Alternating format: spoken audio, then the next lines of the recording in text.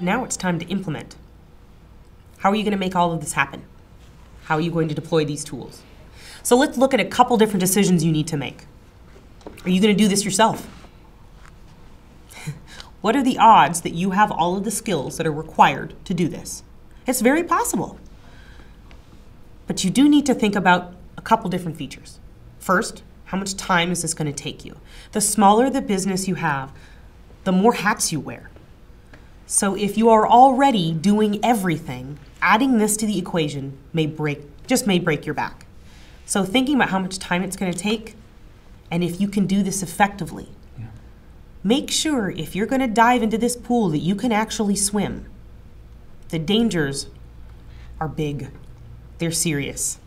So if you open up a Twitter account and a LinkedIn page and a Facebook and a Yelp and a TripAdvisor and Flickr and Instagram and Tumblr, and then don't post again for 3 months, and your customers go looking for you and they see the timestamp. Yeah.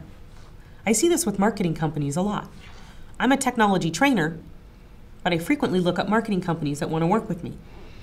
And what's interesting is that that's their job, right? The cobbler's kids have no shoes. Mm-hmm. My husband's a painter.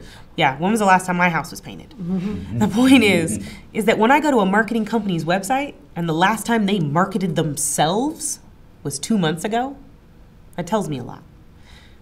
Don't make that timestamp be 2 months ago.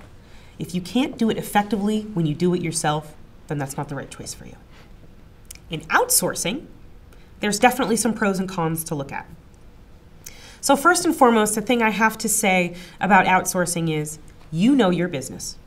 You know your service. You know it inside and out. You know it better than anybody. The people on your staff are intimately involved. What are the odds that the person that you outsource your tweets to is going to know what to talk about? They just won't. Zappos is one of my favorite examples of authenticity. This is a huge word. Zappos will talk about, they sell shoes, right? But by the way, last year they were bought by Amazon for almost $1 billion. They sell shoes. They don't sell shoes. They sell a feeling. Take a look at their Twitter account sometime, and you'll see what I'm talking about. The point is, Zappos is authentic. I know that it's Casual Friday. I know that they have a conga line, and I'm not obsessive. I just happen to know these things from reading a few tweets. They have a conga line. Some days they dress up as their favorite movie characters. Customer service is top of the line. I know for a fact that they have tours. They have a happiness bus. They put out a book. None of this stuff has anything to do with shoes. The point is that they're real. They're real people. I know that it's, Josephine's birthday. I know those things. When you outsource to a PR firm or some other organization, you're going to have to provide them with information. And if you've ever read something that has been pre-designed, the more you think about it, the more you look at it, the more you stare at it, the less real it becomes. In the moment, real and right now is a big part of social media. Outsourcing can be very stale, and the response time can be very slow. And if you know that listening and responding is a big part of this, the response is usually what doesn't work. But the good part is that you can make sure it's done.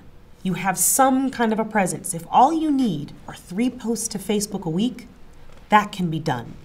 That outsourcing person can forward that information to you or text you or email you and say, there's a really specific question about your line of shoes. You should really get over there and discuss the kind of leather that shoe's made out of. They can't answer that question. So if you are needing a certain set of skills, outsourcing can really work, can save you your time, can get you online, get you a great presence, but you really do need to be very clear and comfortable that they can represent your brand in a way that is acceptable to your standards.